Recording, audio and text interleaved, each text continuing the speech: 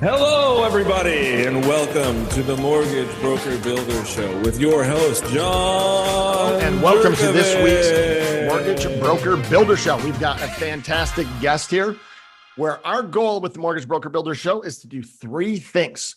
We like to help bankers, brokers, real estate agents, and account executives break free from being mediocre, average, and just plugging along, and really maximizing and taking advantage of your full 1,440 minutes we're blessed with each and every day. Our goal is to see that you excel and move forward and do not get stuck in being average or mediocre.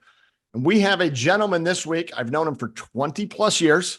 And as far as somebody that could have come up with a variety of excuses, different reasons why he didn't have to become the man that he did, he chose to take a different path, maybe a path a little bit less traveled.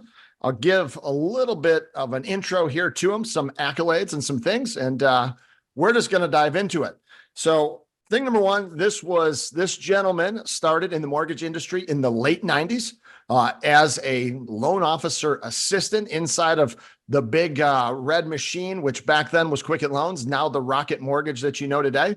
Started as at the bottom of the totem pole. When I got to know him in the early 2000s, was one of the number one producing people inside of that company, doing it in a retail model where most of the company was running as a call center with leads and everything given to him. Not this guy. He excelled and was one of the number one bankers inside of that company, self-generating all of his own business. Moved on into the real estate world, where he was one of Keller Williams' top 5 agents in the country in 2016, has excelled across the board there, is a best-selling author, public speaker, and has overcome all of those things that he's done, has nothing to compare even to the adversity he's overcome in his own life to get there. So I am very honored to have Mr. Corey Edwards with us today. And we're just going to dive into, we're going to talk about all kinds of things, maybe a little bit different than a normal interview he would do. He doesn't get a lot of people that have known him for 20 years having him on a podcast. So Corey, welcome. Well, thank you. Thank you very much, John. Appreciate that. Did I miss any of your accolades? No, I think you hit the buttons right there in the bullseye, man. And there's some other really cool ones that I'll just kind of touch on. I see Corey fishing all the time. Corey and I have been out hunting. He's an avid deer hunter. You can see him all dressed up in his hunter's orange here in Michigan around November 15th, almost every year. He's a father. He's got great kids, got a cool boat, likes to fish, just likes to get after life, but also likes to work really, really hard. So Corey's got there's a multiple sides of Corey. Well, I appreciate that, man. Nobody would know. Yeah. How many people know that you go out deer hunting? Oh man, you know what? I've been deer hunting since I was 5 years old. So, that's one of my passions that I have. So I'm hoping that a lot of people do, especially those who I know. Yeah. So I've been hunting with Corey and his dad, and it was a funny story. We were driving. It was like super slippery out. Corey's old man's got a sweet mustache like mine. He's just cool as a cucumber. We're driving, cars are flying around us on the expressway. We're just rolling this Suburban. I didn't know if I was going to make it. We got there, we went hunting. It was a great day. The roads cleared up. So it was awesome. I don't think we got nothing that day, did we? No, we didn't get anything. We saw a few deer. It was a good time though. We got some fresh air. Got some fresh air and nice little breakfast at some Greasy Spoon place. It was a good day. That's what matters. That's it. So let's so we've got all these accomplishments and different things, but just for our audience here, a lot of people probably have, some of them will know who you are from, your Rock Quicken days, all the things that you've done, but other people have no idea who you are. Sure. So just give me like a quick little bio. If somebody asked you for your 1 minute commercial, what does Corey Edwards say his 1 minute commercial is? Well, listen, I always say that, I'm grateful to have the opportunity, not only to be on this podcast, but to share my journey and my story. My quick story is, listen, guys, I haven't wiggled my toes in 32 years. Right. And that's from me being paralyzed from the knees down. And how I look at life is all mindset driven. Right. Just because you get a bunch of no's, right? even in the real estate market right now, we're getting turned a whole bunch of no's, but at the end of the day, you get so many no's, those no's, you will get a yes. So as you know, John, I've been walking with two canes for 32 years after me suffering a gunshot injury at the age of 17. It was an accidental gunshot, and that left me paralyzed from the waist down, where many doctors told me that I'll never walk again. Right? I got a bunch of no's, hundreds of doctors. Corey, you'll never walk again. So it came to a point in my life where I was ready to give up. Right? I was ready to commit suicide. I was ready to check out of here, just because, I lost everything that, from a physical standpoint, that, losing 50% of your body. I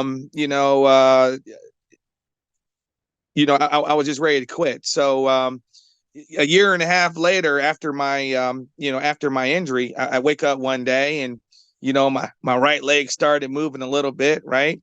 And 6 months later, my left leg started moving a little bit. And we talk about inches in life, right?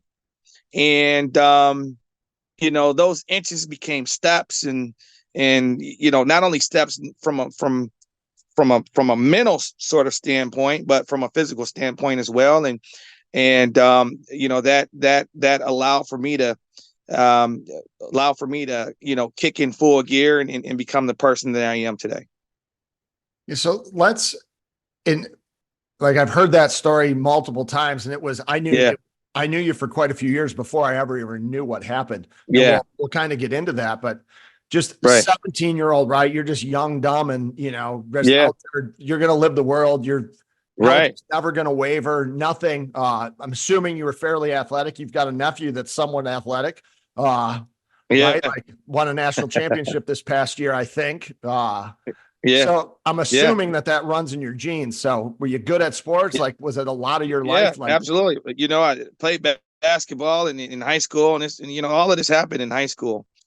So we come from a family that are high level, athletes. I think my nephew's he's probably the superior, but I definitely play sports, prior to my injury. And so your livelihood, right? Like, I remember being 17, most of, it's chasing girls. It's like playing sports. It's having a good time. School's kind of like a secondary thing. And just going through that, like, you were in rehab for quite a while. Like how does a 17-year-old even have the resilience to like, were there just a lot of days you woke up just feeling helpless? Like, oh, absolutely. You're ready to give up on the world. You are, I was, at least, you were, here you go from running around and hanging out with your friends and, having a girlfriend to next thing overnight having a spinal cord injury. And now at that point, and now you have to have somebody to take care of you for the rest of your life. Yeah. Yeah. Changes overnight. I can't even fathom. And a lot of people I see today, and this is something that I really applaud you about, and one of the kind of the most inspirational things for me, like looking back over the years that I've known you, in today's world and society, a lot of people allow their struggle to be their identity. That's all they're known for, right? It's wherever the struggle is, and it doesn't matter. Everybody's got struggles, but that becomes their identity, right? It's their banner on their social media. And I bet that we'd probably been working together, and I was your boss's boss at the time, but we sat right next to each other. It was a couple of years before I ever knew what happened to you. Like, you were never, did you play the victim card? Like, oh, woe is me. I got, I accidentally got shot. My life is so bad. Like, nobody ever heard you complain. And like, I always look back and reflect on that and said, here I've got, if I start putting the things together, you're a young dude, you're African-American, you're in a field at the time, like, there were not like, it wasn't the same in the mortgage space. Like, you worked at a pretty, like, it was a big company, but like, you were not, there just wasn't a lot of people like you inside of there. Yeah. And grinding and just hitting at a high level every single day. Mhm. And you never, to this day, I Yeah. applaud that part of you. I never heard you complain ever, Yeah. even when stuff was down. How'd you get that Right. resiliency? Or is it just that, hey, Yeah. I faced not walking at 17, Right. nothing's going to hurt Yeah. me here? Yeah. Nothing. Right. Once you, I always say this, John, is there's always somebody worse than you, right? Always, from a, financial standpoint, physical standpoint, family, girlfriend, wife, whatever turmoil that you do have going on, there's always someone that is completely worse than you. And I think that my mindset shifted was when I was in rehab. And this is all in my book. I wrote a book. It's called 29 Years Later. But my mindset shifted when I had two quadriplegics in the same room as me as roommates for almost 2 months. Right. I lost 50% of my body. These guys were, they lost 95% of their body. Right. So every single day, even though I was completely down and I was paralyzed and I was a paraplegic, every single day when I left that room, I became grateful for what I had. Right. I became grateful that I was able to feed myself. I was grateful that I can roll, jump out of the bed, use my two hands to pop in the wheelchair and roll downstairs to physical therapy, and listening to these guys day in and day out, wishing to have what I had. I just became very, very grateful. As things started to get better in my life, I knew that at some point in time that, listen, my parents, who are 83 and 84 years old right now, I just knew at some point in time that I would not, from a financial standpoint, it was not going to be their responsibility to take care of me, or it was not going to be my living the rest of my life collecting Social Security and food stamps and having somebody to come in and to help get me dressed. So I knew as things got better, those little bit of inches that I talked to you about, that I had to take advantage of every single opportunity, every single moment, just like when we worked together, right? When we were in the mortgage business together, every single opportunity, every single call, every single cold call, every single prospect, I had to take advantage of what what came to me, so that I knew that I could put myself in a high level sort of financial situation at a later date. Yeah, it's you touched on a couple of things there that I think are really neat and people can glean from it.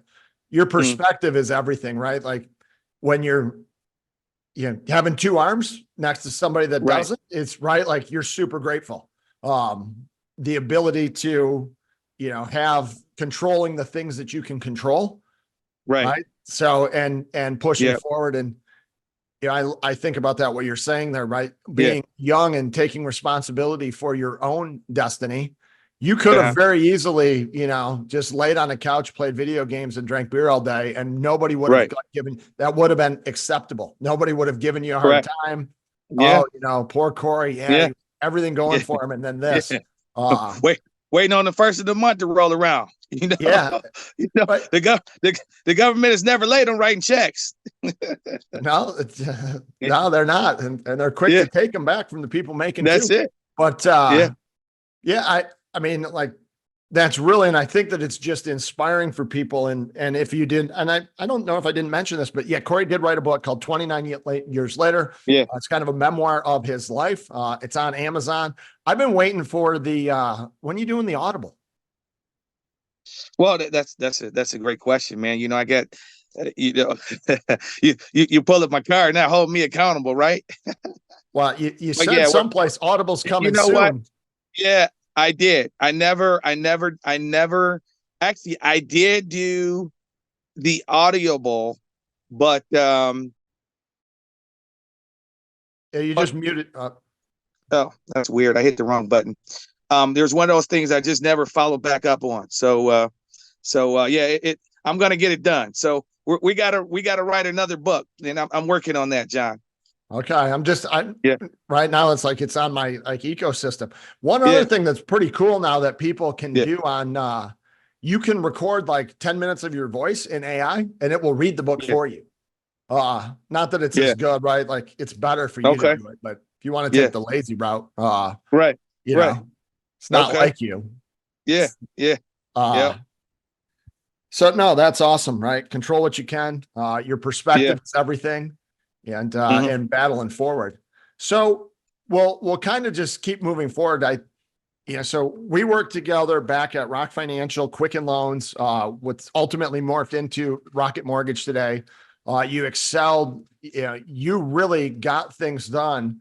Just I would say by pure hard work and grit. Right. Right, was how you did it. Anybody that's new in the mortgage space, right? Like you were there and Hmm. competed at a high level. Is there Yeah. like a pointer that you would give somebody that's young starting out? In the mortgage space? I know it's been a while since you've been there, but it doesn't change. Right. No, no. You know what? You listen. It. You know, I've always had goals, or even the new guy or the new gal that's coming into the mortgage space, or even real estate, right? Is to set 5 to 10 year goals. Where do you want to be in 5 years? Where do you want to be in 60 months? Okay. Where do you want to be in 10 years? Where do you want to be in 50? Where do you want to be in 20 years?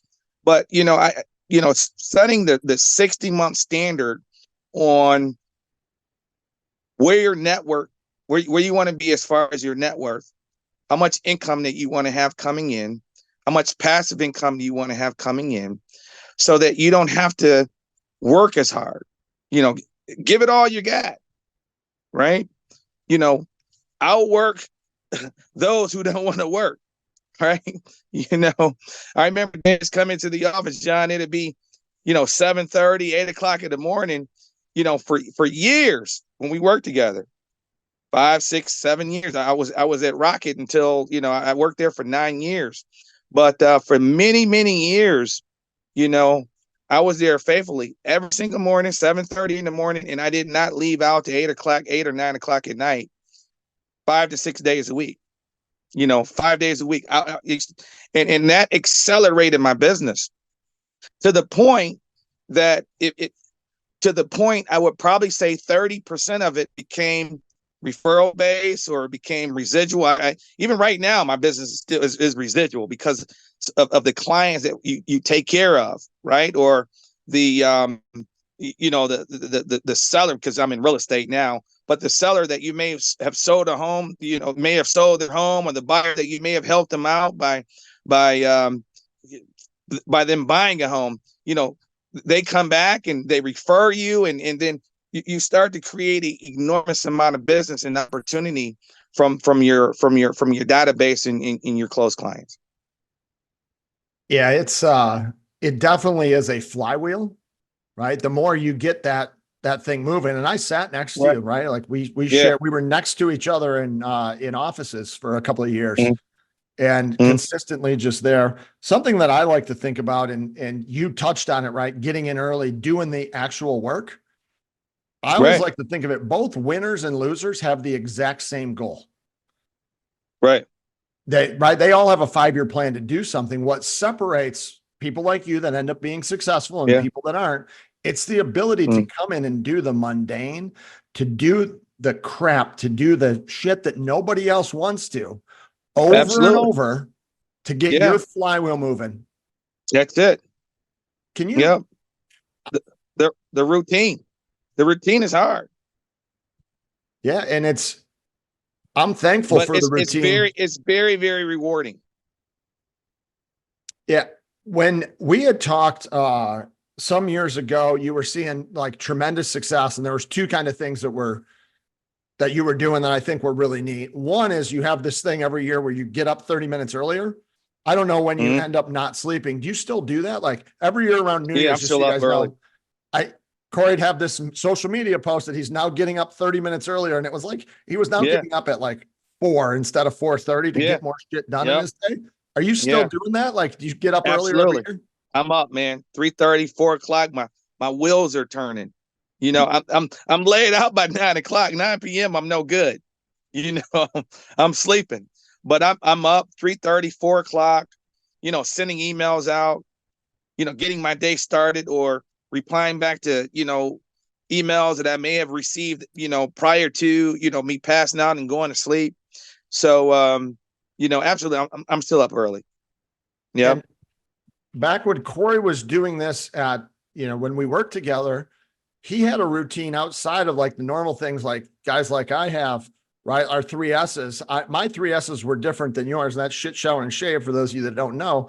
But you had Yeah. like, you were getting up and going, like doing physical therapy. You had a pool in your house. You had like, I mean, there was a lot of maintenance for you to like, right? Like you're getting your body. You had like hours a day that I didn't have.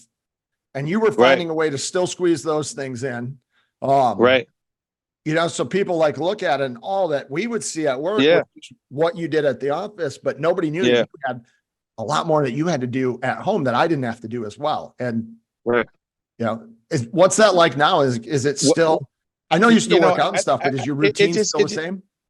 it just becomes part of life, John. I always say if you own your mornings, you own your day, right?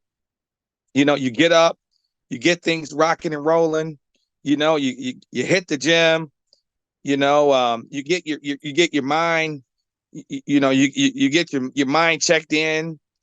You're not rushing or when 8 o'clock starts. All the little bitty things that that takes people 3 hours to do. By 7:30, 8 o'clock is already done.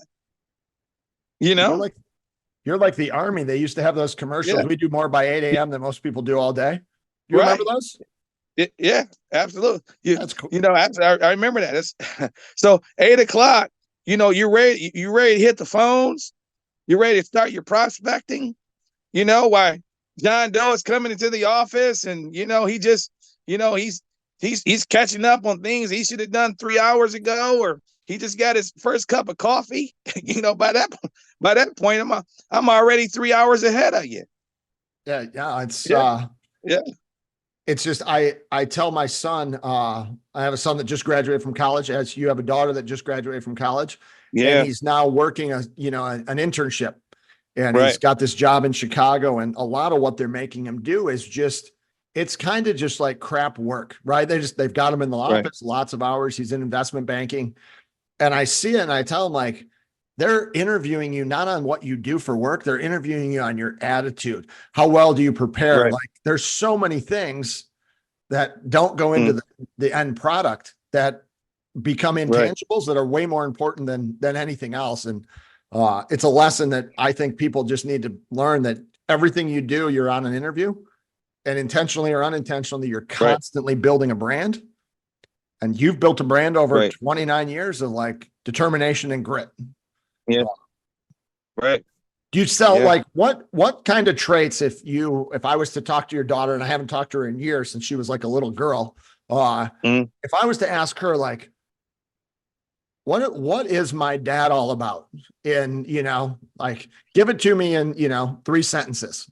What would she say, oh my right? God. Watching you her whole life, it'll probably get you to, like I would get emotional if Yeah. so like Well, what would she say about her dad? well, I would probably say, it's not only me, holding not only myself accountable, but I hold my kids accountable too, right? You know, succeeding at a high level, um, taking care of people.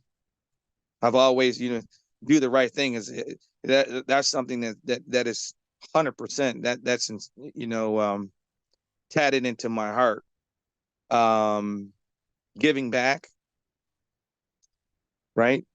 And enjoying life, man. We only have one ride. John, I'll be 50 years old in 1 year. So enjoying life for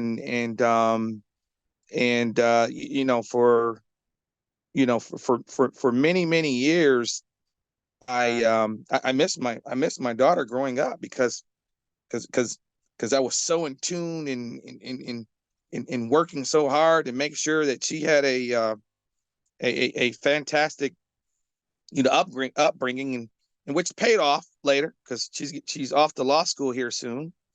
But I should have kind of cut back a little bit, from work to watch her growth in life.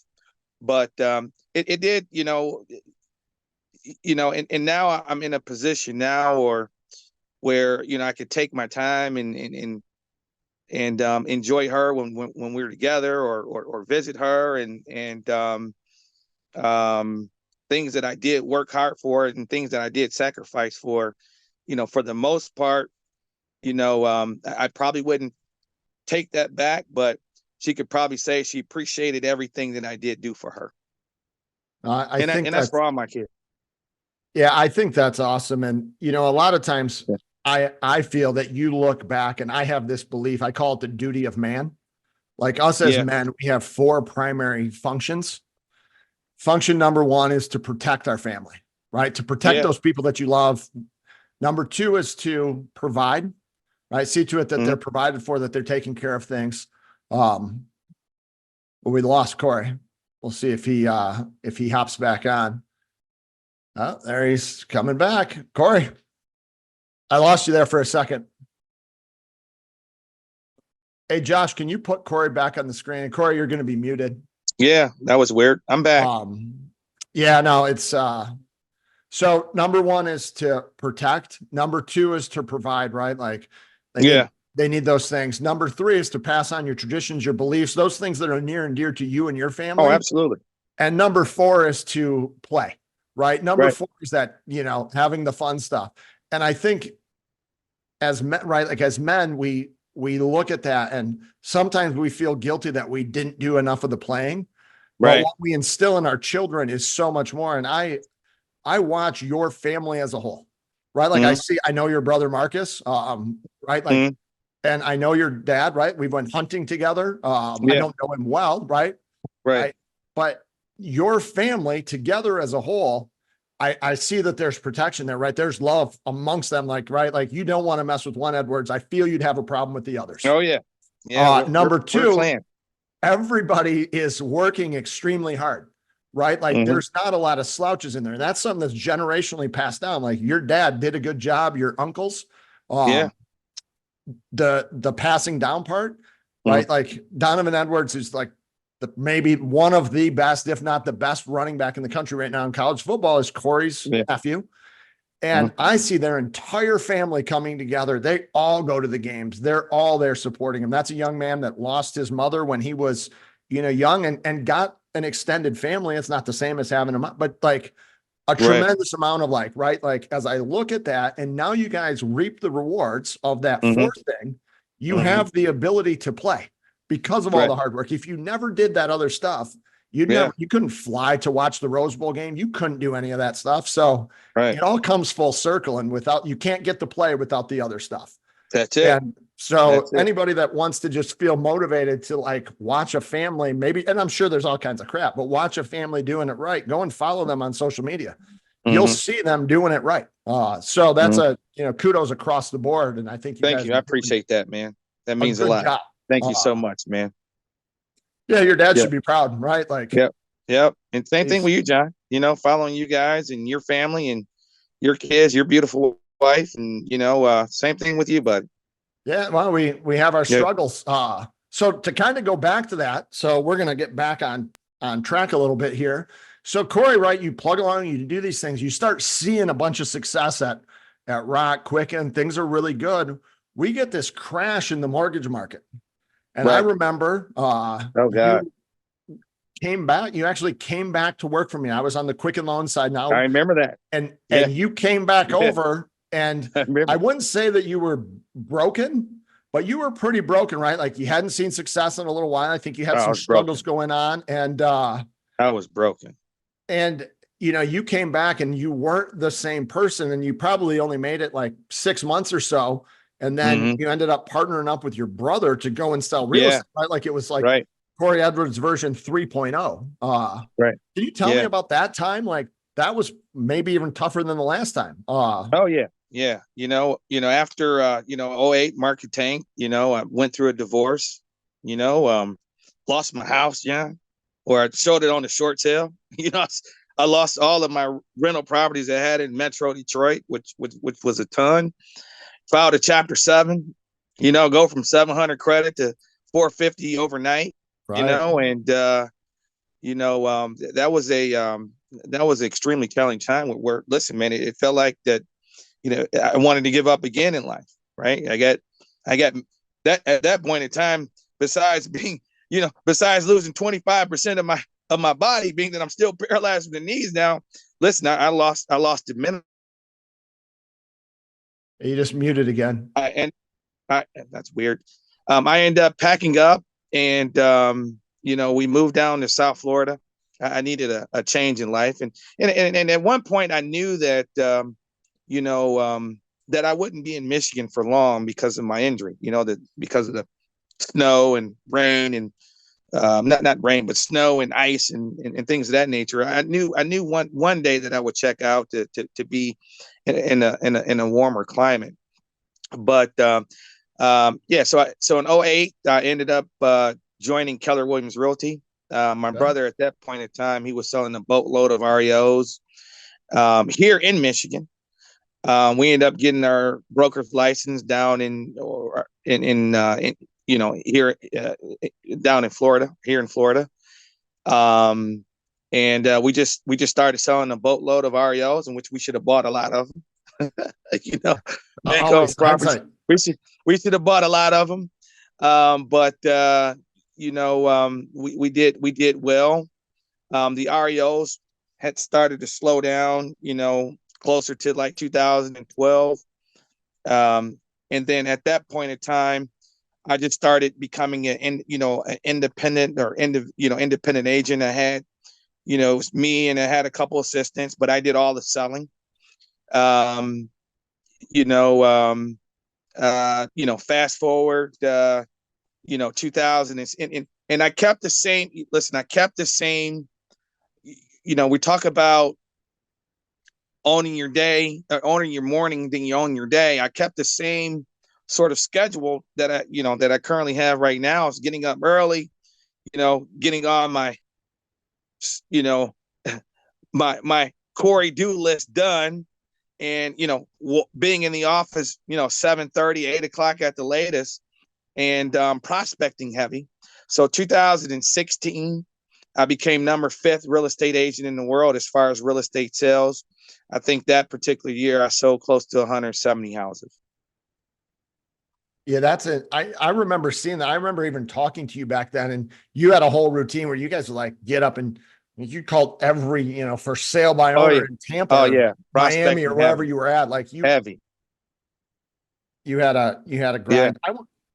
I want to kind of step back to the 2008 to 10 mark where, right, you're like kind of hitting this second big roadblock of adversity. The first one, right, the gunshot happened. You weren't prepared for it. It was a massive surprise. The other one was like kind of a slow death.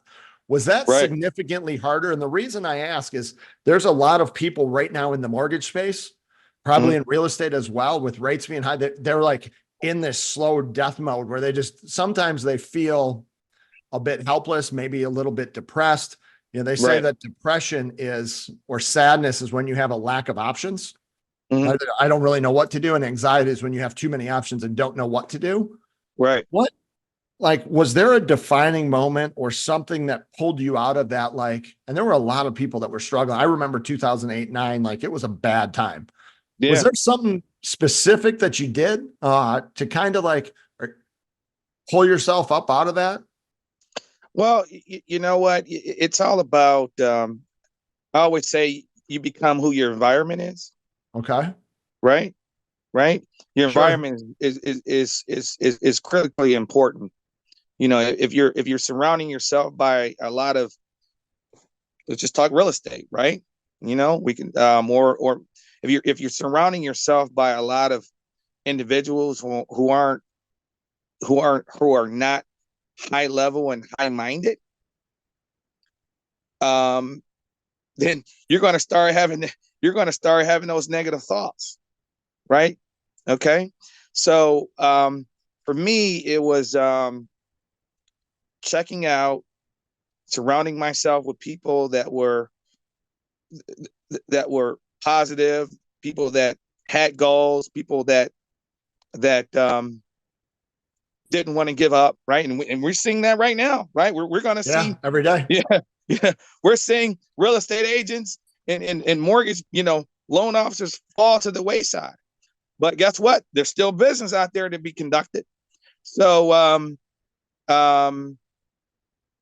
and once I brought my, once I started to change my attitude, John, and really zero in on the business, then things started changing for the better. Yeah. It No. did. And and I just and I never let up. Never let up.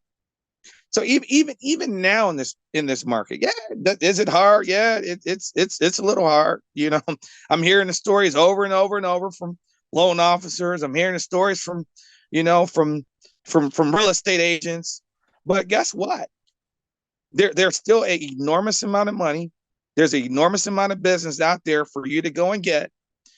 Um, it right now is the perfect time to gain your market share, simply because the competition is falling to the wayside.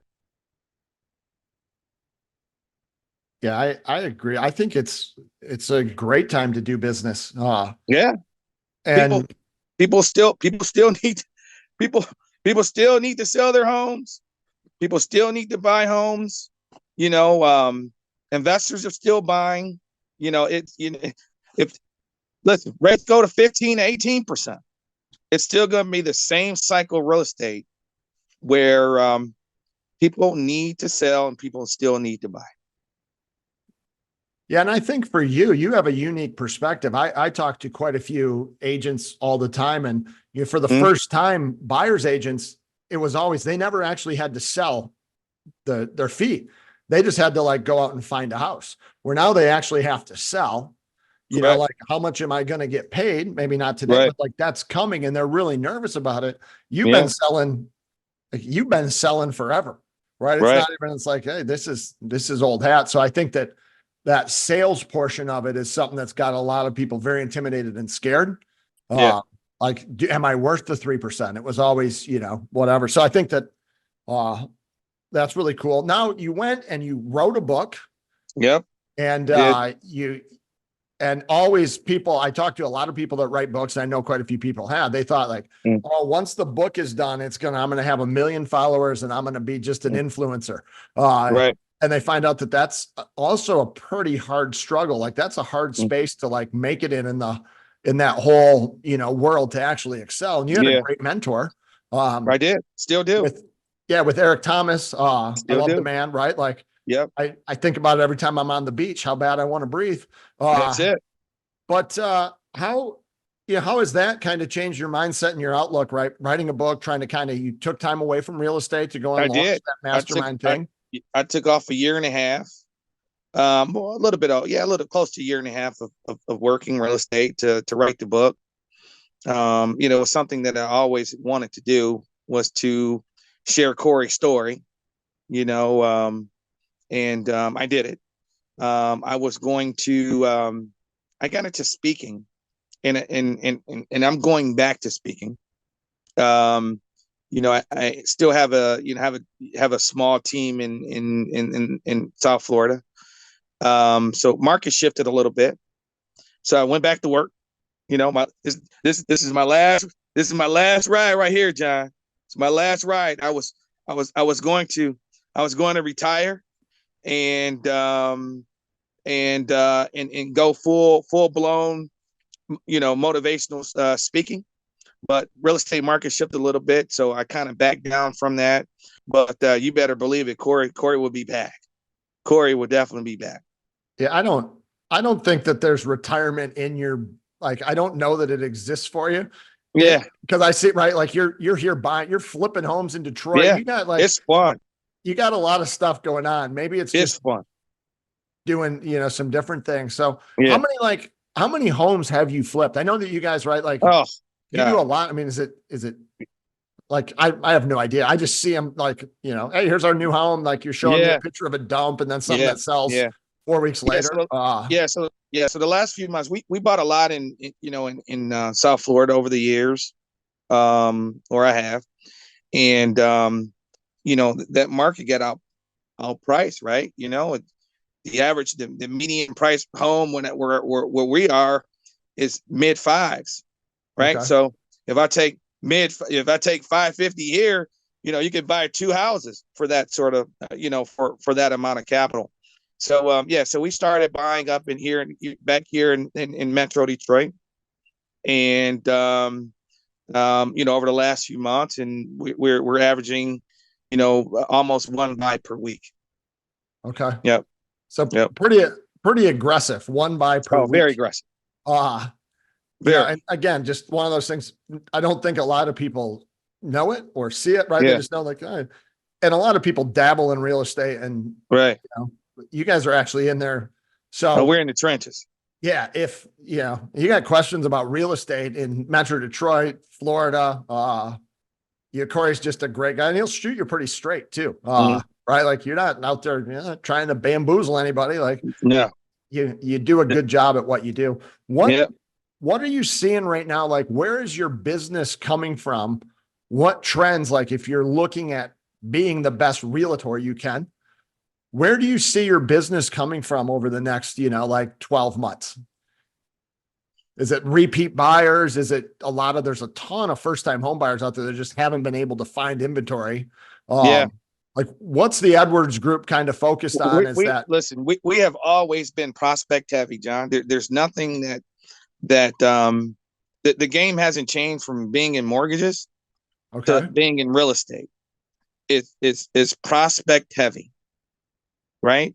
So, I always say there's another saying that the agent that has the most amount of inventory wins the game. And what I mean by that is listing base. Right. So when you have a bunch of signs that's in the dirt that has your name on it, you're going to get the buyer calls, right? You're going to get the Zillow incoming leads. You're going to get the realtor.com leads. You're going to have Betsy next door calling you because she's inquiring about buying the house next door. So, just staying high level prospecting base, buckling down 4 to 5 hours per day, right? 8 to 1, doing your follow-ups, and then running your appointments. Then I can guarantee you there's going to be an enormous amount of success for you. And at the same time, I call it the lore, learning the language of real estate. Okay. And what I mean by the language of real estate is making sure that you are extremely that you are extremely scripted. Extremely. That's the same thing with mortgages, right? Just making sure that you are extremely scripted, to the point that when you're in front of a client or you're on the phone with the client, there is nothing that client can say to you that you cannot overcome their objection. People way underestimate the power of being a persuasive salesperson and a good communicator. Right. Right. Like, if I just have good listing signs and I have good photos and there's that intangible. Sales is an art and it's a skill. And if you're not working on it and crafting it, It's like you're a professional athlete. That thing, you are a sales athlete. That's it. I got a really cool thing that we're launching that I'll kind of show you. It's not today, but like I'll show you that it's an app for long journey, first time home buyers, people that are coming. Let's say that you get a call today, you talk to somebody, they're like, you know what, my son's going to graduate from high school next spring. We want to sell after that and downsize. Right. And like a lot of people don't have a house for that. We've got an app where you can actually put somebody in there and it will nurture them all the way through. Yeah. And just cues them back up. It's really cool. I think it could be beneficial for your business. Yeah, I'd love to see it. So we'll get you a demo on that. I love the lore though, right? The language of like, that's it. That's a great acronym. LORE, language of real estate. So if you had to go back, let's say you were a new guy and you like lost it all again, right? Like you had to start back at scratch and, you called me and said, hey, John, like, you know, something happened. Like I'd hire you in a second. That. And you had to like get started again. What would you do? Like, what would be the first thing that you would do? Would it be like, where would you start? So you speaking of a brand new LO coming in. Yeah. I'm like, you're real estate. I don't know what happened. Something happened. You like lost, like you're back. Like you're looking for like, hey, I just got relicensed again, John. I'm getting back in the mortgage game. Get it. Like, what do you do? Like, I have an idea of what I do. What do you do? Listen, John, like you guys, and I know you, I know that you guys have enormous, a huge database, right? And that's where it starts at, man. Tapping into that database, making the calls, doing the calls are great, right? But I always say the money's in the follow-up. If you're not pounding the phone and you're not building relationships, and if you're not following up with people, you're not going to make any money. You can have some of the. I was talking to an agent the other day, a younger kid. The guy just got his license. He's probably been licensed for about a year or so, and he says, "Corey, I got this great website. I do a lot of ads and target ads, and I make great video." Okay. I'm on Facebook. I do a lot of Facebook. Okay, great. Fantastic. And I asked him one question. I said, how many transactions have you closed in the last 12 months from that? One, right? And I'm talking about a full, this is how this guy does business or how he's trying to do business. But the brand new guy that is coming into, your office as a mortgage loan officer, not only listens to those who are well scripted, at the same time pounding the phones, making the outbound phone calls, building relationships with real estate agents. Okay. And most importantly, the big thing is making sure that you follow up on the prospects that you currently have. That's it. And dedicating a minimum of 4 hours per day doing that. Yeah. I wrote down a couple of things here, just as you say that, right? Like, people don't plan to fail. They fail to plan.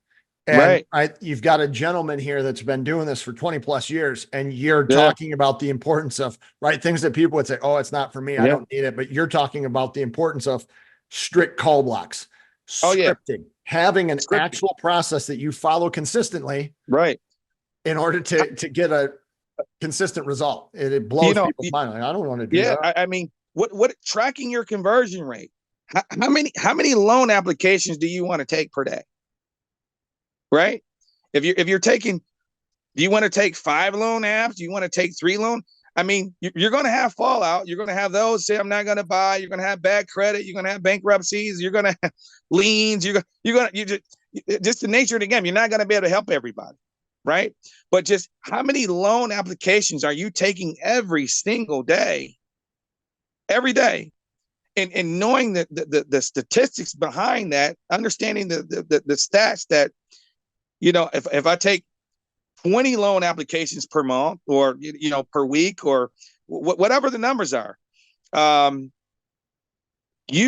certain that you're going to have so many closings based off of those loan applications that you take every single month, and just tracking that, then that will get you to the next level. Yeah, it's a lot of times things are significantly more simple than we'd like them to be. Yeah.